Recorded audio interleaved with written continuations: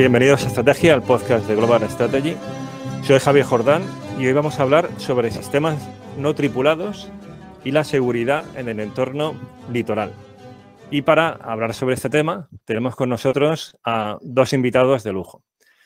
En primer lugar, Samuel Morales, que ya es un antiguo conocido del podcast. Samuel, ¿qué tal? Bienvenido. Buenas tardes, Javier. Muchas gracias por contar conmigo otra vez. Samuel nos ha acompañado en 3 episodios sobre temas anfibios, uno también de cuestiones históricas relacionadas con el ámbito anfibio de la Guerra de las Malvinas. Samuel es teniente coronel de Infantería de Marina y actualmente está destinado en Ferrol. Y también tenemos con nosotros a Jaime Pereira, que es CEO de la empresa Next Aviation Investment. Un placer tenerte con nosotros. Bienvenido, Jaime. Muchas gracias, Javier. Muchísimas gracias por la invitación. Entonces, una cosa que solemos hacer es introducir de forma dialogada a los nuevos invitados. Y había pensado, lo habíamos comentado hace un momento, el que nos contase, si te parece bien, sobre tu empresa. O sea, ¿qué hacéis en Next Aviation? Bueno, Javier, pues nada, Next Aviation es realmente un nuevo proyecto. Yo vengo de una empresa que se llama Aerocámaras Especialistas en Drones. Yo fui el fundador de la compañía y llevé la batuta de la compañía durante estos 10 años, hasta prácticamente hace un mes y medio que dejé la gestión. Sigo siendo socio de la compañía, pero he decidido meterme con Next Aviation en nuevos proyectos relacionados con la inteligencia artificial, ¿no? Aerocámaras estaba especializada y está especializada en drones. Llevamos 10 años dentro del sector drones, liderando el sector en España, sobre todo en el área de formación e I+D. Y bueno, ahora he decidido dar un paso hacia la inteligencia artificial, que me parece muy, muy interesante este mundo que se abre ahora mismo del IA y por supuesto, combinado con los conocimientos que ya tenemos en el sector dron, pues yo creo que va a dar buenos resultados. Genial. Pues esto promete porque el tema es muy interesante y los dos sois especialistas en las dos cuestiones que vamos a tratar hoy. Entonces, si os parece, podemos empezar con una puesta en situación de cuál es el panorama ahora mismo de los drones desde el punto de vista de la seguridad. Aquí tenemos como episodio relacionado el número 49 del podcast con Juan Luis Chulilla, que nos habló sobre la letalización de drones comerciales, que fue un episodio espectacular. Entonces, a quienes les interesa esta cuestión, les aconsejo que además de escuchar el episodio de hoy, vayan también al que hicimos con Juan Luis. Pero para hacer un poco de recapitulación y también conocer vuestra perspectiva al respecto, si os parece, podemos comenzar por el punto de situación presente, es decir, en qué momento nos encontramos en cuanto a la amenaza o a la aportación que pueden suponer los drones para la seguridad en el entorno litoral. Pues Javier, la situación es complicada y a todos los que estamos metidos en estos temas nos preocupa terriblemente lo que está pasando. No hay más que recordar que hace 8 años, 9 años, esto era incipiente. Yo recuerdo, yo estaba en Seguridad Nacional cuando en el 2014 volaron en Francia los drones sobre las centrales nucleares, drones comerciales. Aquello fue un toque de atención y a partir de ahí la amenaza ha ido evolucionando exponencialmente. Nos encontramos lo que está pasando ahora mismo en Ucrania. Esto parece que va a cambiar en cierta medida, no radicalmente, pero sí que va a cambiar la forma en la que los conflictos pueden ser llevados a cabo con estos drones civiles que están al alcance de cualquier persona, que además, como se está demostrando hoy en día en Ucrania, con un adecuado soporte en red, demuestra que la guerra en red es capaz de, por lo menos, presentar dificultades a un adversario mucho más poderoso que uno mismo. Pero para mí hay 2 puntos que son claves, ¿no? El primero es qué va a pasar cuando el conflicto de Ucrania termine y ese know-how que está pasando, que hay allí ahora mismo, se difunda. Se difunda a terceros países, con lo cual van a ser capaces de enfrentar este tipo de amenaza, y se difunda también a grupos más o menos de carácter subversivo, terrorista o actores no estatales de carácter violento. Entonces, es algo que vamos a tener que contrarrestar. Normalmente cuando hay un conflicto siempre nos preocupamos por esa extensión de las armas ilegales, pero aquí va a haber un conocimiento que se va a extender. El conocimiento que hay ahora mismo en Ucrania ha conseguido que una potencia como Rusia de guerra electrónica se vea realmente amenazada por la acción de drones.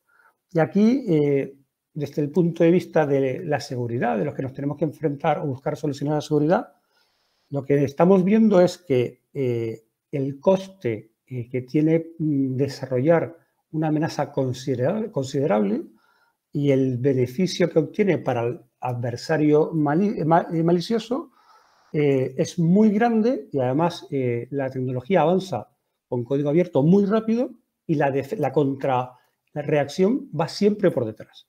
Va siempre por detrás.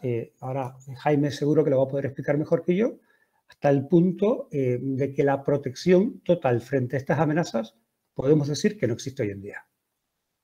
No, estaba escuchando a Samuel y bueno, la verdad que ha hecho referencia al vuelo de drones en centrales nucleares. Yo en ese momento, casualmente, estaba volando con un octocópter en el centro de la ciudad de Burdeos.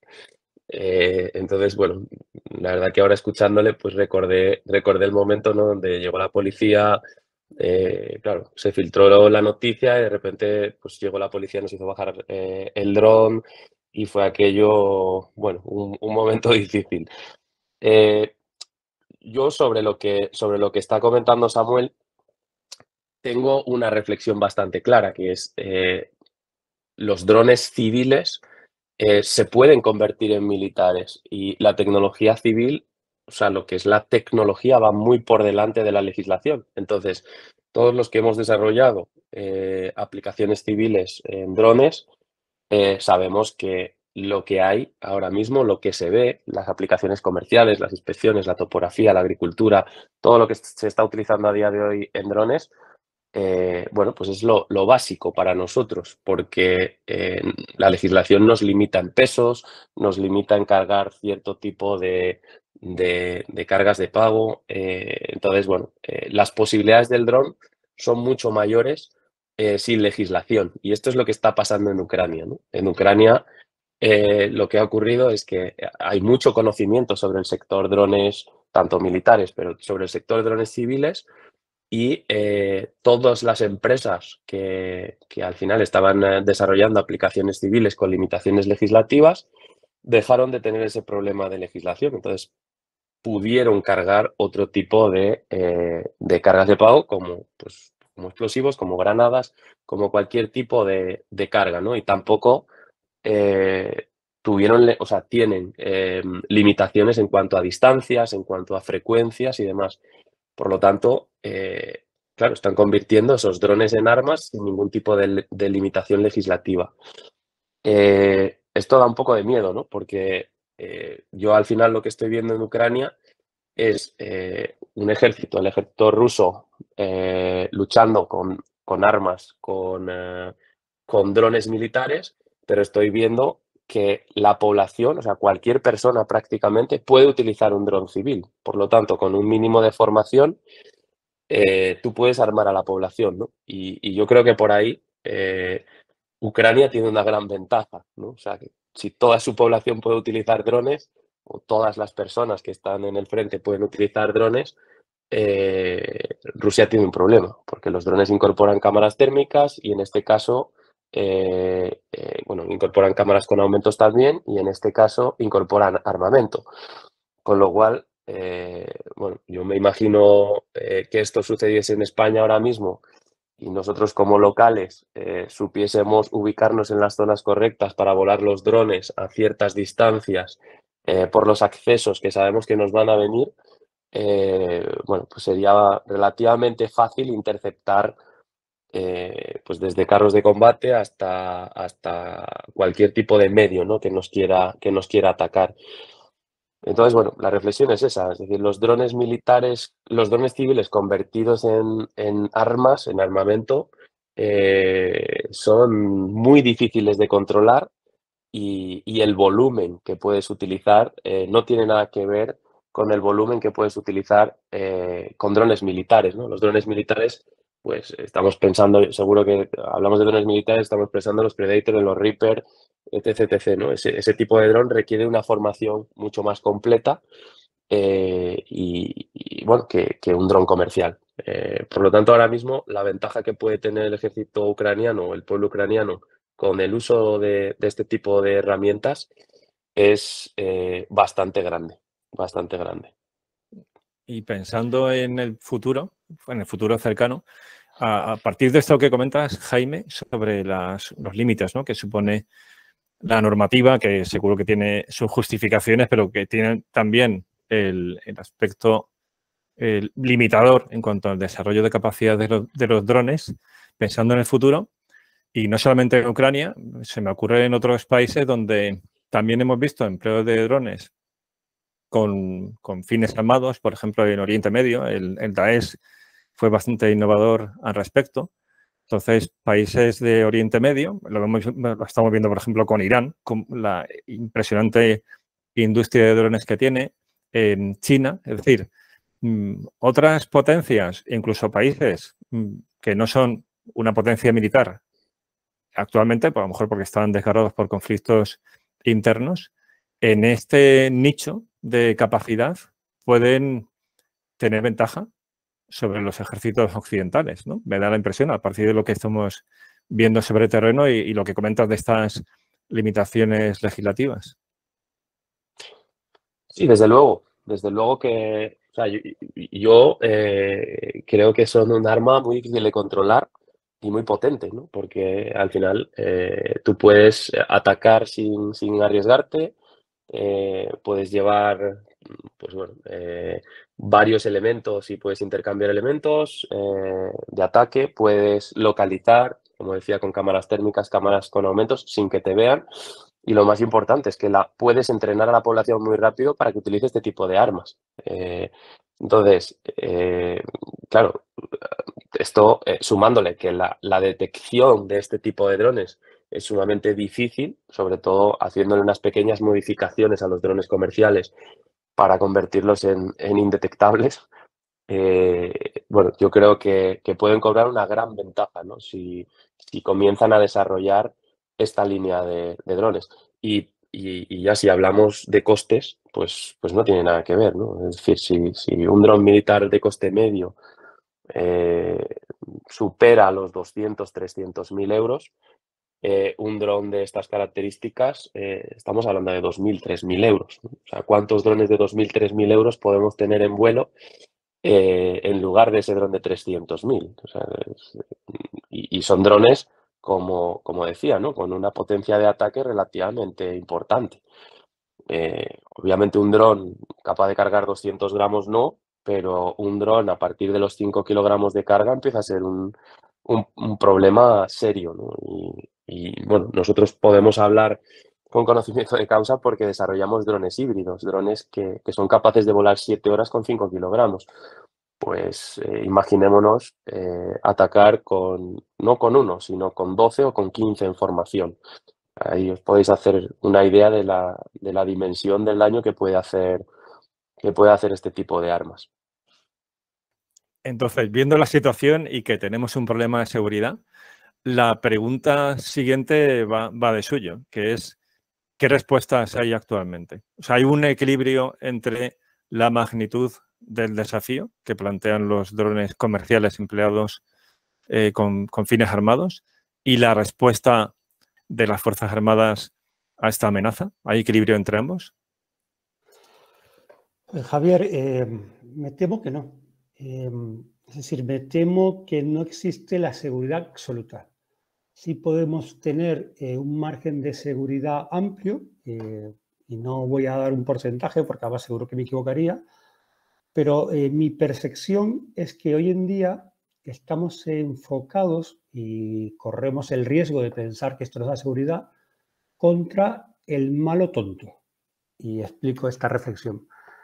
Nosotros estamos probando muchos sistemas contra drones que nos ofrecen empresas. Me ponen delante un dron estático o volando a una velocidad de 10 kilómetros por hora, o me ponen uno solamente. Nosotros, la Fuerza de Protección de la Armada, ha hecho un ejercicio hace relativamente poco tiempo, luego hablaremos un poco de él, y nos fuimos a buscar pilotos de carreras.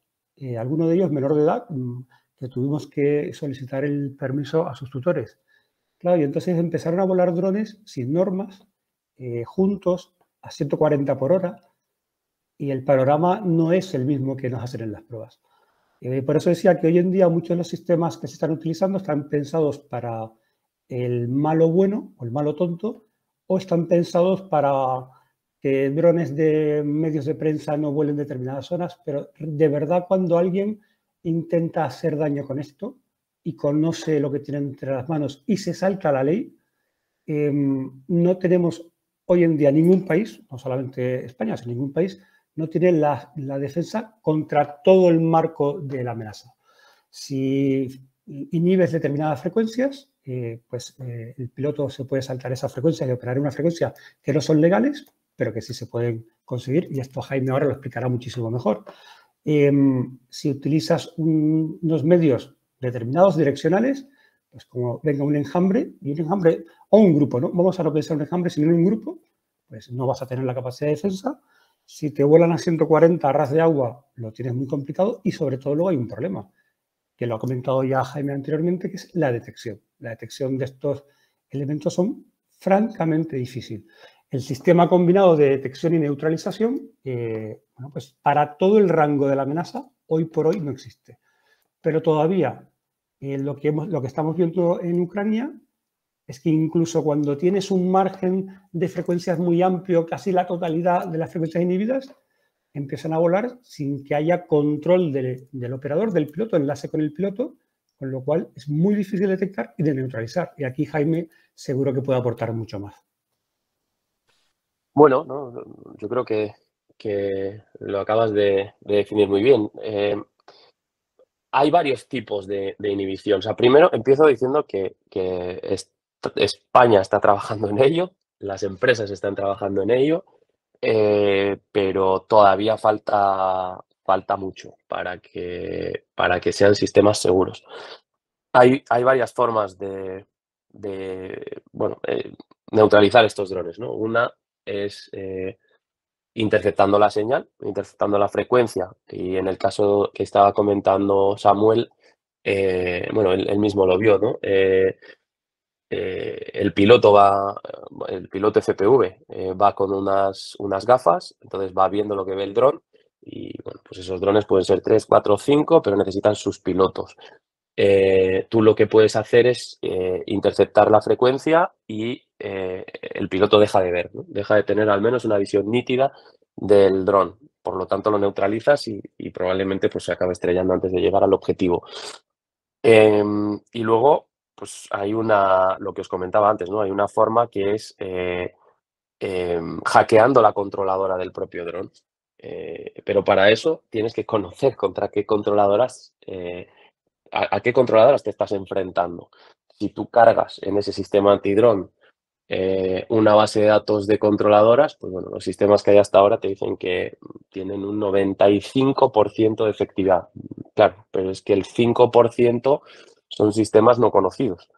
Entonces, con ese 5% nos pueden colar cualquier cosa. Yo creo que tiene que haber una combinación de ambos, ¿no? De inhibir esos drones y hackear esos drones y poder tomar el control. Porque claro, ¿de qué te sirve también tirar un dron si no sabes dónde va a caer? Imaginémonos un dron atacando, pues por poner algo, ¿no? Un estadio de fútbol de una ciudad donde se está celebrando un evento importante. En el momento que lo detectas y el dron ya está cerca del objetivo, no lo vas a dejar caer o no lo vas a neutralizar y lo vas a dejar caer en el centro de la ciudad, porque no sabes dónde va a caer ni el daño que va a provocar. Ahí lo más efectivo sería hackear la controladora, poder tomar el control del dron y tomar la decisión de hacerle un vuelta a casa, es decir, que vuelva al punto de origen para saber de dónde ha salido, para que lo puedas seguir, tomar el control del dron y mantenerlo en estacionario o poder pilotarlo tú mismo. Y la última de todas, que sería pues, derribarlo, ¿no? Pero volvemos a lo mismo, no sabemos dónde va a caer ni el daño que va a provocar. Y bueno, básicamente estos son los dos métodos, ¿no? Que se están utilizando a día de hoy, que se están probando, pero como digo, no tienen un 100% de efectividad, ni siquiera realmente llegan a ese 95%, yo diría ni siquiera llegan a un 80%, ¿no? Al final, si trabajas con lo controlable, con lo conocido y sabes lo que te va a atacar, pues sí, puedes neutralizarlo, pero lo ideal sería, y la realidad es que tenemos que detectar lo que no conocemos, ¿no? Que eso es lo importante. Y ahí estamos pues trabajando dentro de la industria para conseguir mejorar esos sistemas antidrones. Entonces, viendo este desequilibrio que hay actualmente, ¿qué implicaciones tiene para la seguridad en el ámbito litoral? O sea, hablando ya de cuestiones militares, es decir, por ejemplo, para la seguridad de los puertos, para la seguridad de los buques que están en puerto. Samuel, de hecho es tu trabajo, o sea, estás en Estado Mayor de una unidad que proporciona seguridad en el Ferrol. ¿Esto qué supone para vosotros? Pues Javier, supone ahora mismo uno de los mayores retos al que nos enfrentamos. Nosotros, aunque el concepto es igual, pero sí que lo diferenciamos, tenemos por una parte la seguridad física, que sería la que proporcionamos en las bases a las unidades militares, en este caso a las unidades navales, en sus bases o en puertos dentro del territorio nacional. Pero luego tendríamos, el concepto es igual, pero cambia un poco cómo se utiliza, la protección de la fuerza, que sería lo mismo, pero en operaciones, ¿no? Bueno, pues imaginar lo que ha contado Jaime ahora mismo, es decir, amenazas que no somos capaces de detectar, daño posible y más que posible, que puede llegar a inutilizar una unidad. Aquí yo, a veces cuando explicaba esto al principio, cuando veíamos que era un problema y la gente no nos entendía, decía, bueno, es que con 5 kilos no hundo un barco. Efectivamente, con 5 kilos no voy a hundir un barco. Pero si esos 5 kilos de explosivos resulta que están convenientemente colocados, conformando una forma determinada y impactan sobre un elemento sensible del barco, pues el barco no está hundido. Pero lo que tengo es un barco moderno sin sus elementos que le proporcionan el valor añadido. Hablo de sistemas de radar, hablo de sistemas de mando y control. Ya no quiero entrar, porque no es tan fácil tampoco que se consiga eso, pero bueno, no es fácil, pero es posible. Si utilizo elementos biológicos o químicos, bueno, pues ese barco está neutralizado con un dron de 300 euros. Esa es la amenaza a la que nos enfrentamos. Las bases navales suelen estar cerca de las ciudades, con lo cual sistemas de inhibición de burbuja muy potentes provocan problemas con la población y dificultades en la gestión de esto. Por otra parte, tienen una avenida de aproximación inmensa, que es la propia mar. Esto puede salir desde un pesquero, puede salir desde el otro lado de la costa si estamos en una ría. Es decir, nuestra vigilancia tiene que ser permanente hacia espacios abiertos para detectarlo. Si se camufla el vuelo de una aeronave de estas en estructuras urbanas, el tiempo de reacción es muy, muy pequeño. O sea, desde que lo vemos hasta que puede impactar, estamos hablando de minutos solamente. Con lo cual es una amenaza potente y nuestra preocupación viene cuando el know-how que hay ahora mismo en Ucrania se exporte y caiga en manos de quien no debe caer. Luego está la otra parte, la protección de la fuerza. Imaginar la salida de un barco o la navegación de un barco por un estrecho y que es atacado de forma masiva por drones. Pues no lo van a hundir, es muy difícil que lo hundan, pero desde luego van a utilizar algunos sistemas importantes del buque.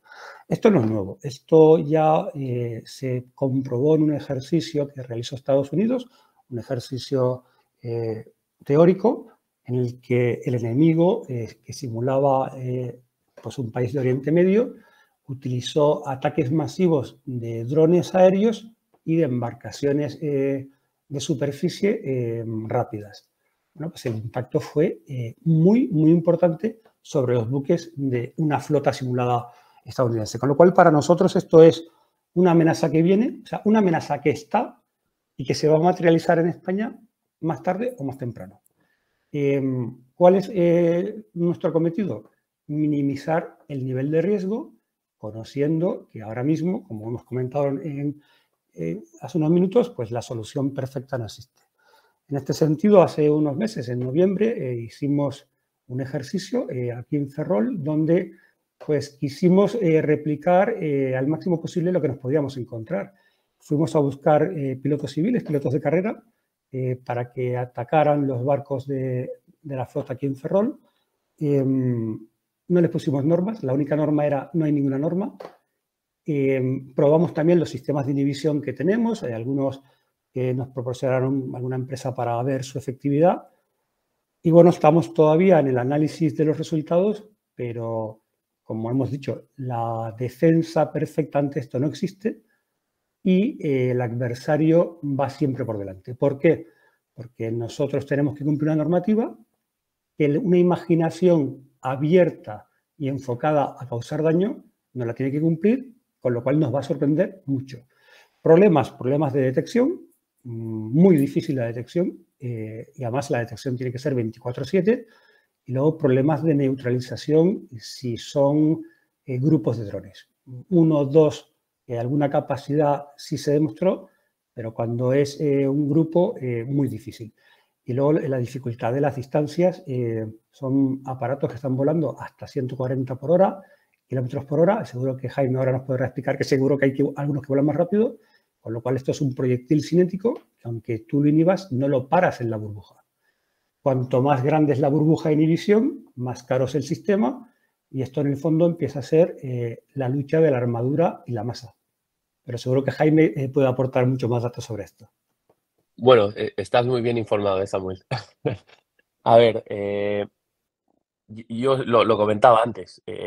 A día de hoy es muy difícil o diría, no hay ninguna solución que nos asegure esa inhibición o esa toma de control, ese hackeo de los drones al 100%. Sí hay medidas que podemos establecer para que este tipo de drones, por ejemplo, estos drones que está comentando Samuel, que hay drones de este tipo que van hasta los 200, 250 kilómetros por hora y pueden llevar pues hasta 250, 500 gramos, ¿no?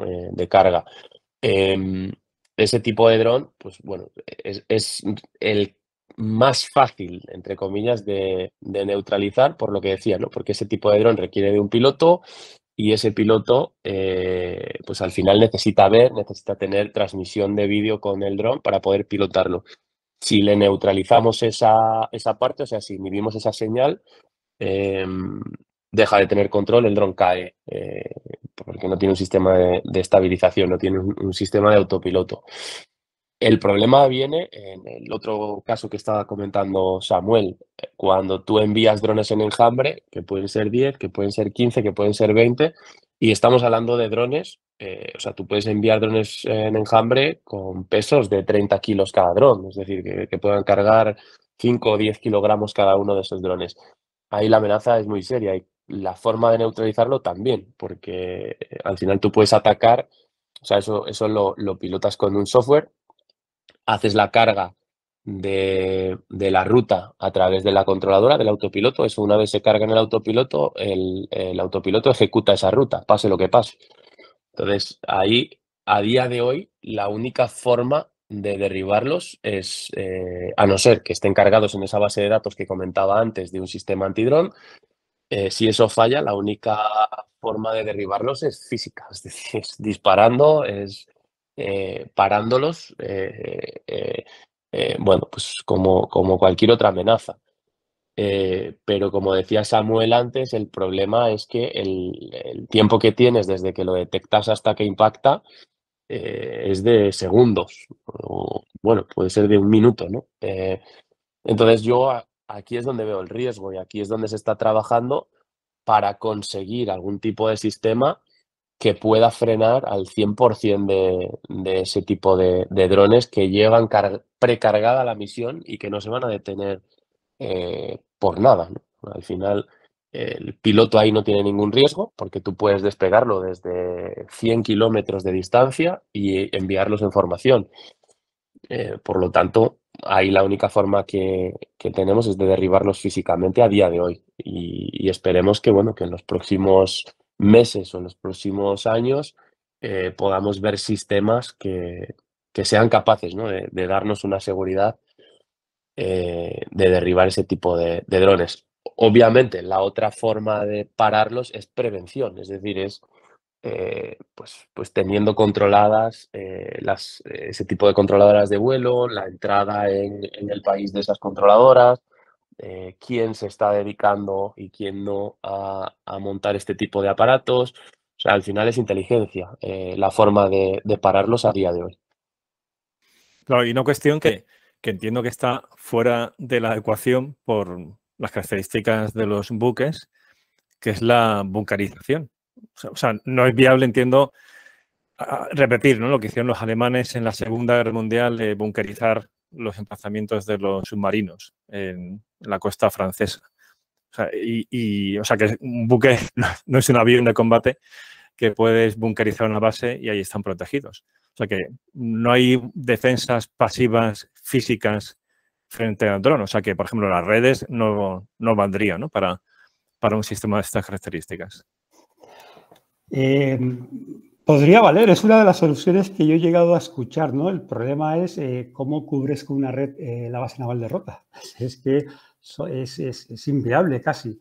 Y puntos críticos, la parte de la base aérea dentro de la base naval, pues ese sistema de defensa te provoca problemas al empleo principal. También hay drones contra drones con una red, ya, pero es que al final siempre estamos planteando soluciones contra el malo bueno o el malo tonto. Como decía Jaime, si viene un grupo, ya no hablo de un enjambre funcionando con inteligencia artificial autónoma, pero si viene un grupo es que la respuesta es muy complicada. De todas formas, también nosotros estamos, porque claro, como toda tecnología tiene su parte positiva y su parte negativa. Nos estamos centrando en la parte negativa, pero bueno, quiero también hablar de la parte positiva, ¿no? Nosotros estamos también trabajando en cambiar el concepto de seguridad que actualmente estamos empleando para utilizar el dron en beneficio propio, ya sea en vigilancias perimétricas o ya sea como elemento de reacción ante un determinado incidente. Es decir, que el dron no solamente me ofrece una amenaza que debo combatir, sino me ofrece una ventaja para parametrizar determinados recorridos autónomos, para tener drones en pasivo que ante una amenaza despegan de forma autónoma y se posicionan allá donde necesitamos esa cobertura.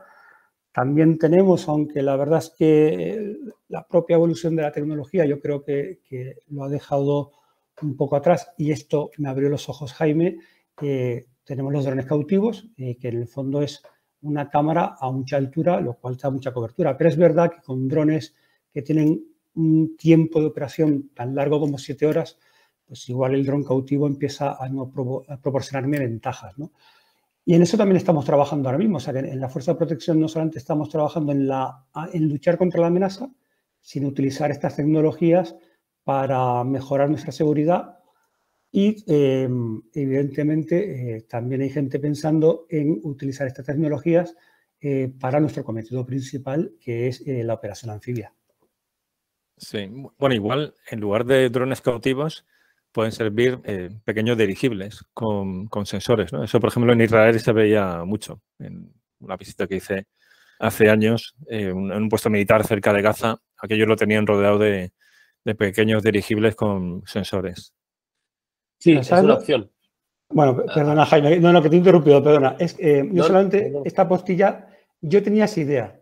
Jaime me la quitó de la cabeza cuando me habló de drones drones de tamaño comercial que te dan hasta 7 horas de autonomía. Entonces, al final yo ese dron cautivo, este dirigible, tengo que estarlo bajando para hacer mantenimiento, y en el mercado ya hay, Jaime es uno de los que lo ha desarrollado, drones comerciales con una autonomía de 7 horas. Claro, esto cambia un poco el paradigma. Es que aquí tenemos que utilizar el axioma que se utilizaba en General Electric, ¿no? Si el entorno cambia más rápido que tú, prepárate porque el fin está cerca. Y en este campo el entorno va mucho más rápido que nosotros y tenemos que intentar ir a su ritmo. Sí, yo iba a comentar sobre los dirigibles, el problema que tienen todo tipo de drones, ¿sí? No solo los dirigibles, es uno de los grandes enemigos, o los dos grandes enemigos son el viento y la lluvia la lluvia, ¿no? Lluvia moderada. Hay muchos modelos de dron que la pueden aguantar, pero cuando tenemos lluvias fuertes no podemos volar. Y los dirigibles, uno de los puntos débiles que tienen es el viento. Entonces, bueno, nosotros sí que nos han propuesto muchas veces para ciertos usos utilizar dirigibles. Son relativamente sencillos de construir, de desarrollar. Además, el coste es bastante asumible, pero entramos con los problemas de viento. Entonces, bueno, viento, velocidad también del propio dron, que nos limita muchísimo la operación. Por eso nosotros pues, dimos un giro en el año 2015. Estábamos utilizando drones eléctricos y dimos ese salto, ¿no? De empezar a desarrollar drones, nuestro propio dron híbrido para todo tipo de aplicaciones, fueran aplicaciones civiles o aplicaciones ya de seguridad y más de ámbito militar, porque la productividad, las posibilidades del dron son mucho mayores. Al final tienes una cámara en el aire, como decía antes, ¿no? Una cámara con aumentos, una cámara térmica, y con eso lo ves todo, ¿no? Y una de las cosas más importantes es que a ti no te ven. O sea, si tú asciendes a 300 metros con un dron de estas características, 300, 400 metros, no te va a ver absolutamente nadie, y tú sí vas a ver todo lo que está ocurriendo debajo, ¿no? Desde esa distancia, con los sensores que hay a día de hoy, pues puedes encuadrar la cara de una persona, para que os hagáis una idea. Y hablo con conocimiento de causa porque yo lo he hecho en varias ocasiones. Entonces, bueno, los dirigibles sí son una opción, pero bueno, tenemos otras soluciones. O sea, desde el dron híbrido hasta drones solares también, ¿no? Que se están utilizando bueno, incluso en Galicia, ¿no? Se ha fabricado un modelo concreto de dron solar, que es otro concepto de dron, es una ala fija, con muy poco peso y con gran envergadura, lo cual le permite pues planear y no necesita tanta energía como un multirotor, ¿no? Por lo tanto, puede volar pues hasta 8 o 9 horas también. Es otro concepto porque es un concepto más de vigilancia, ya que no puede cargar peso, pero también tenemos drones de esas características. Entonces, bueno, yo por los dirigibles no apuesto demasiado, pero es algo personal y algo de experiencias, ¿no? Igual hay otra persona que le han resultado útiles para ciertas aplicaciones. Yo los veo en interior, sobre todo, ¿no? En interior, porque no tienes viento, no necesitas velocidad, sino que los puedes tener eh, pues, pues en una zona cubierta y los puedes tener volando mucho tiempo. De hecho, esto se utilizaba hace muchos años, ¿no? Estamos hablando del año 99, 2000, se utilizaban en los partidos de baloncesto, en los estadios y demás, pues se empezaron a utilizar dirigibles o en ciertos, sobre todo pabellones deportivos, ¿no? Para grabar grandes eventos, se utilizaban este tipo de drones. Pero como digo, por su resistencia a viento y agua, yo los descartaría.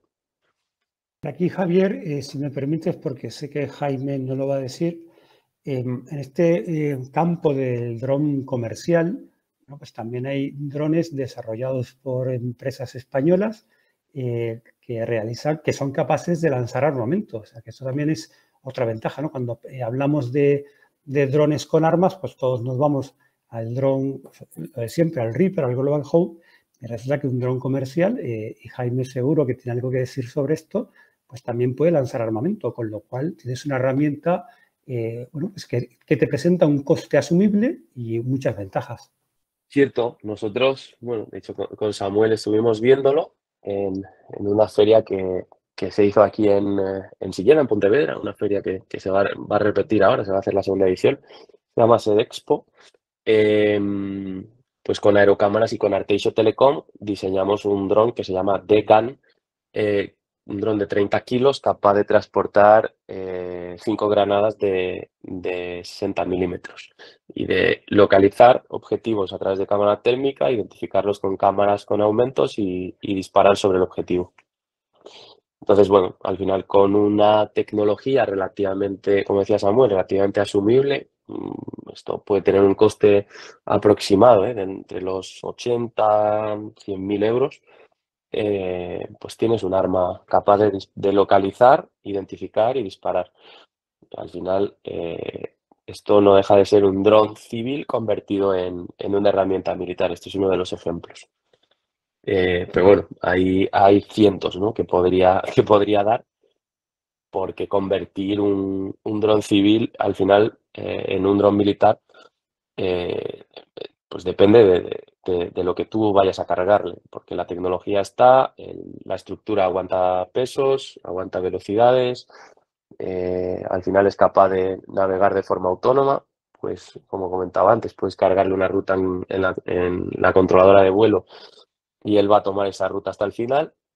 Incluso puedes programar acciones, ¿no?, que dispare automáticamente, que localice automáticamente, y ya no hablemos de integrarle aplicaciones de inteligencia artificial, ¿no? Con un ordenador a bordo se le pueden hacer todo tipo de modificaciones y programar todo tipo de acciones. La verdad es que lo que estáis comentando es impresionante y es un desafío imponente para la seguridad de las instalaciones en el litoral. Si os parece, pasamos a otra dimensión, que sería la acción desde el mar, o sea, ya las operaciones anfibias.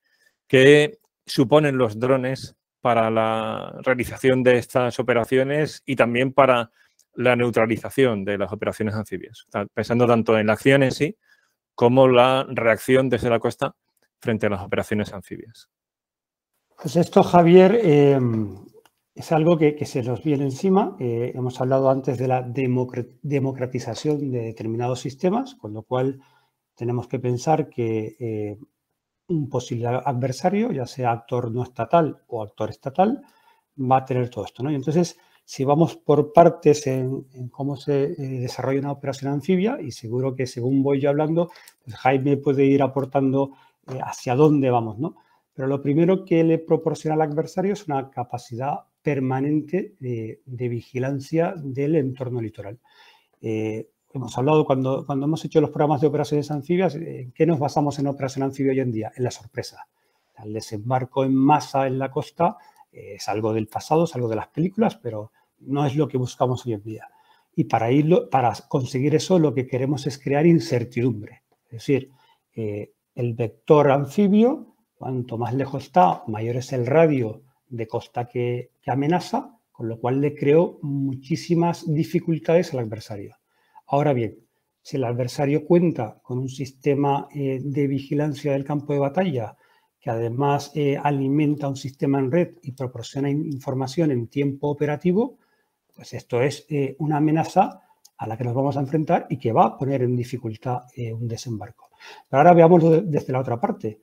En la fase preparatoria de un desembarco, de la operación anfibia, yo voy a poder contar si nos ponemos las botas, porque esto va muy rápido y si no nos subimos al carro, bueno, pues vamos a quedarnos desfasados. ¿Pero con qué voy a contar? Voy a contar con vectores de diferentes tamaños que me van a proporcionar ese conocimiento de la situación en la costa para yo poder tomar las decisiones. En el fondo, lo que hemos conseguido o lo que vamos camino de conseguir si implementamos este tipo de tecnologías, en la fase inicial es la gran duda que tenía Wellington en el combate, ¿no? ¿Qué hay al otro lado de la colina? Pues cada vez el otro lado de la colina va a ser menos desconocido. Y aquí el rango de las tecnologías que podemos esperar en los próximos 25 años, y le cedo la palabra a Jaime, desborda lo que nuestra imaginación es capaz de pensar. Sí, sin duda, Samuel. Aquí, bueno, las posibilidades son prácticamente la imaginación, pero yo creo que la base es lo que tú acabas de decir ahora mismo. Yo siempre digo que al final el dron es un vehículo, es un medio de transporte. Obviamente ahí tenemos que mejorar en tiempos de vuelo, tenemos que mejorar en tiempos de carga, tenemos que mejorar pues en rendimiento, en el caso de los drones eléctricos, rendimiento de las baterías, o sea, sobre todo la energía. Tenemos que mejorar en la transmisión de vídeo para poder tener menos latencia, más calidad, también para el control del propio dron en remoto. Pero lo que sí tenemos es una plataforma que vuela, que puede ir más allá de la colina y que al final es un ojo en el cielo, un ojo de día y de noche, un ojo de día con cámaras con aumentos, un ojo de noche con cámaras térmicas, que la verdad que los drones, incluso los comerciales, es impresionante lo que consiguen con ese tipo de sensores y con los sensores que hay a día de hoy. ya con eso tenemos mucho caminado. Es decir, al final podemos tener, en el caso de los híbridos, podemos tener un ojo en el cielo durante 7 horas, o sea, con todo lo que significa eso, sin que nos vean a nosotros, sin que nos detecten a nosotros. Por lo tanto, ya, bueno, cada uno que se imagine las posibilidades que te da esto, ¿no? En una operación anfibia, en una operación de costa, yo creo que la ventaja de tener 1, 2, 3 drones en el aire es brutal. Y por otra parte, bueno, pues tiene muchas otras utilidades, ¿no? Como decíamos, el dron es una plataforma de transporte, el dron es un vehículo y al dron pues lo podemos convertir en, pues en un medio logístico, ¿no? Para transportar, para que pues el día de mañana los soldados, las unidades no tengan que ir sobrecargados, sino que podamos estar transportándole continuamente materiales a medida que ellos los requieran. Hay una utilidad que yo la veo súper interesante, que es trabajar como repetidor de comunicaciones, ¿no? Si tenemos a un grupo aislado, pues por cualquier tipo de condición ambiental o meteorológica, sea niebla, sea humo, sea porque están en una zona de sombra, ¿no? Podemos hacer de repetidor de comunicaciones llevando simplemente, o sea, algo muy fácil, pues un dispositivo en modo repetidor, lo colgamos en el dron y no es ningún avance tecnológico, sino que es muy simple, ¿no?, de hacer. Nosotros lo hemos probado en varias ocasiones, sobre todo para temas de emergencias, y nos ha funcionado, la verdad, que muy bien.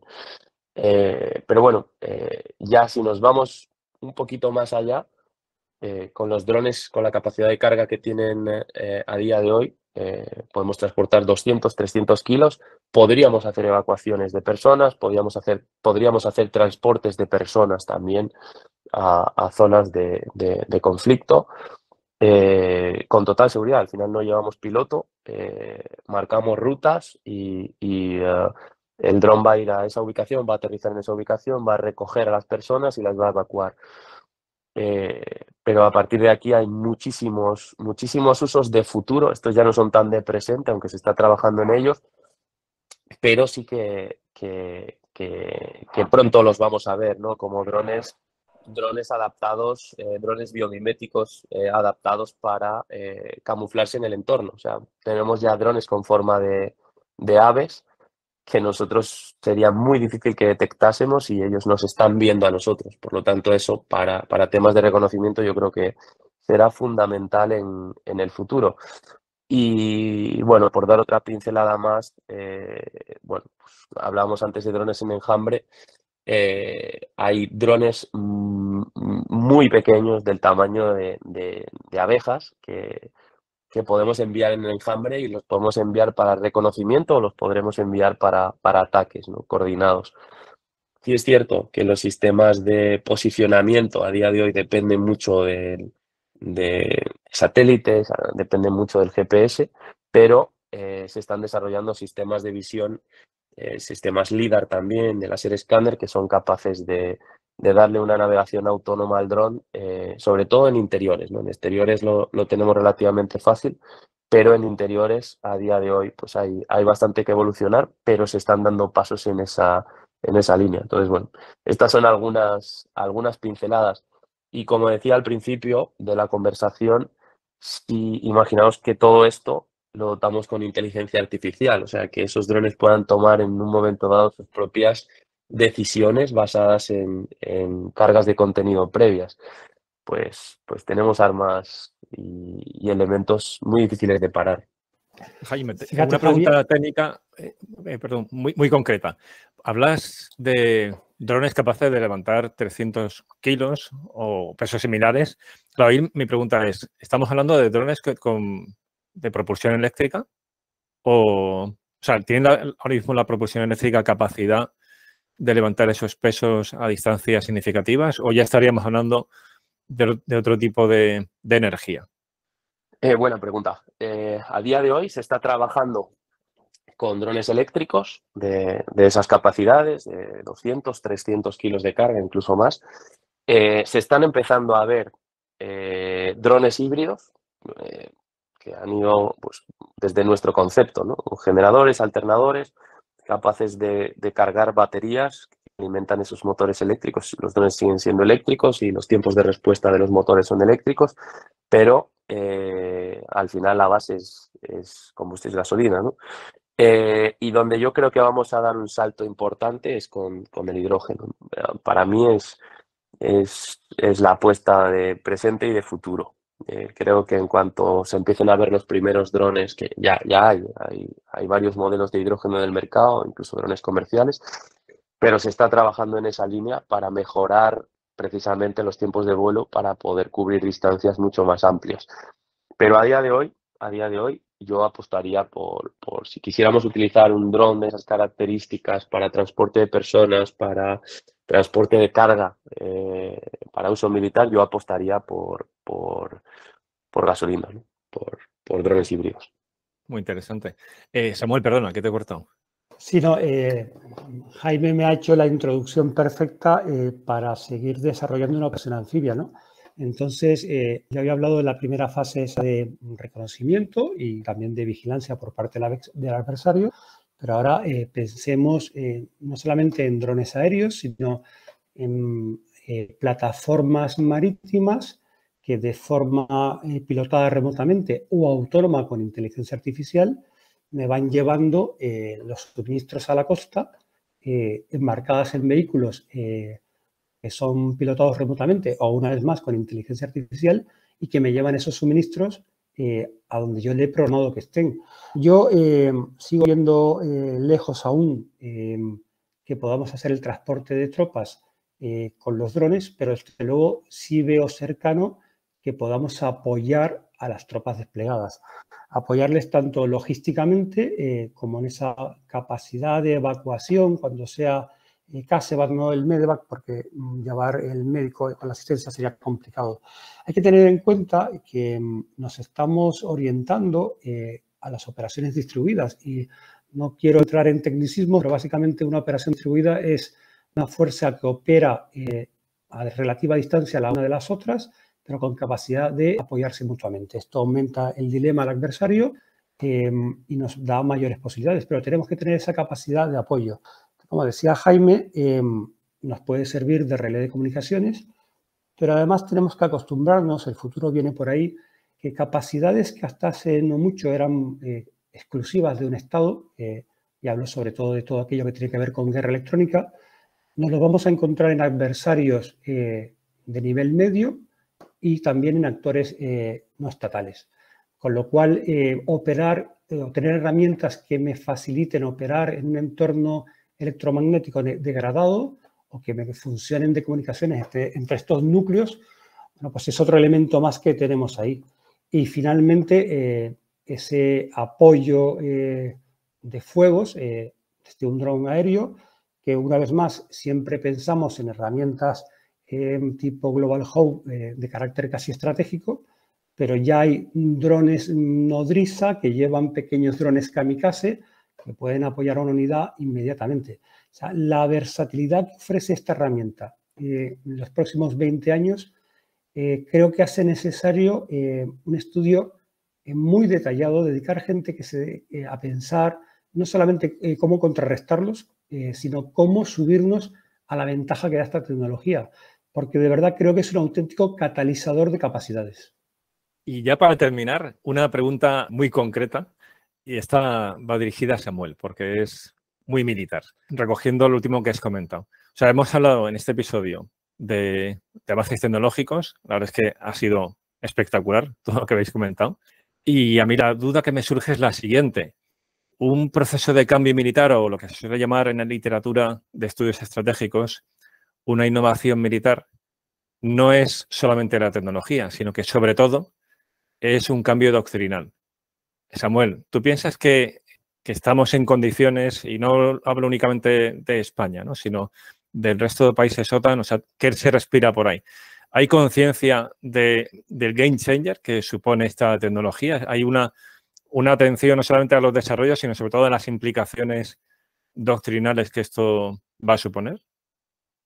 Javier, tienes siempre la cualidad de ponerme en un aprieto, pero ya sabes que yo siempre contesto. Mira, voy a empezar haciendo un poco de memoria de ese incidente que hubo en Francia, con el sobrevuelo de las centrales nucleares. Yo tuve la oportunidad de viajar a París en una reunión que se convocó con su Departamento de Seguridad Nacional para ver cómo se analizaba, cómo se abordaba esta amenaza, ¿no?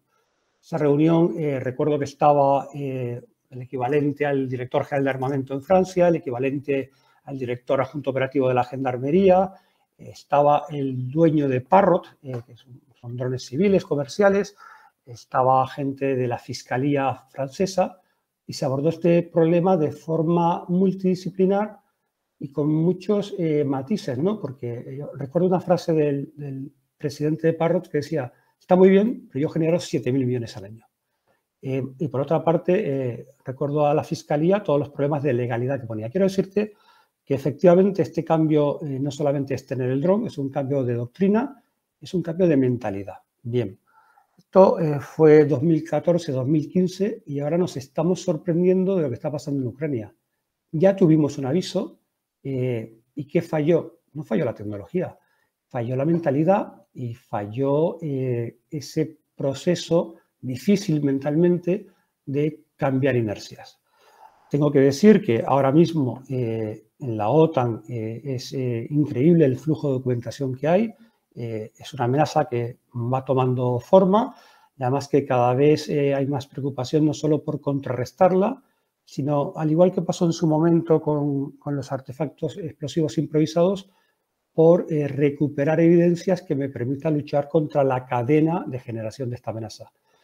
Ahora bien, esto requiere no solamente disponer de las capacidades, sino cambiar esa mentalidad. Y en este aspecto, pues lo que acabamos de hablar ahora mismo, es que va a haber que cambiar la forma en la que hacemos el apoyo logístico y cambiar dónde está el personal.